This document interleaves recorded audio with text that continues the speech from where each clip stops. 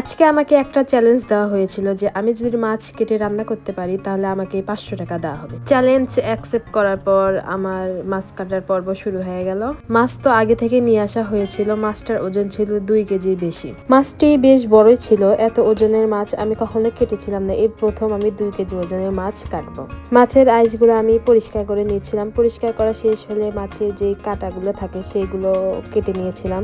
মাছটা আমি হাত দিয়ে ঠিক মতো ধরতে পারছিলাম না এবং কাটা অনেক অসুবিধা হচ্ছিল আমার জন্য। যাই হোক, কোনো রকম ভাবে আমি মাছের কাল্লাটা কেটে নিয়েছিলাম। মাছটা ছিল অনেক টাটকা, এই জন্য কত রক্ত বের হচ্ছিল।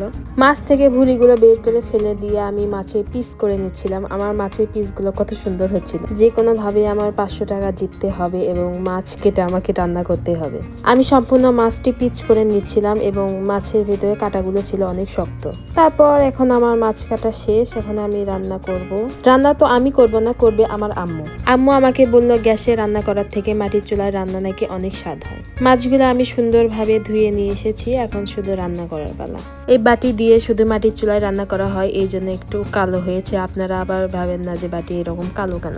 এরপর পেঁয়াজ ভাজা শেষ হলে সব মশলাগুলো এখানে আম্মু দিয়ে দিচ্ছিল এবং একটু আমি নেড়ে দিচ্ছিলাম। মশলাগুলো সবগুলো কষে না হয়ে গেছে, লবণ মরিচ হলুদ যা যা দেওয়া লাগে সবকিছু দিয়ে কষে নিল। মাছটা ঢেলে দিয়ে ভালোভাবে নাড়া হচ্ছিল, নাড়া শেষে একটু পানি দিয়ে রেখে দিল। এরপর ভালোভাবে বলক তুলে নামিয়ে নেওয়া হয়ে গেল। আজকে আমার মাছ রান্না করা শেষ এবং আমি তো ভাতের সাথে পরিবেশন করে মাছটা দিয়ে দিলাম। মাছটা বেশি জাল হওয়ার কারণে একটু নরম হয়ে গিয়েছিল। আমার চ্যালেঞ্জে আমি জিতে যাওয়ার পর আমাকে দেওয়া হলো 500 টাকা। আজকের ভ্লগটি কেমন লাগলো অবশ্যই কমেন্ট করে বলবেন।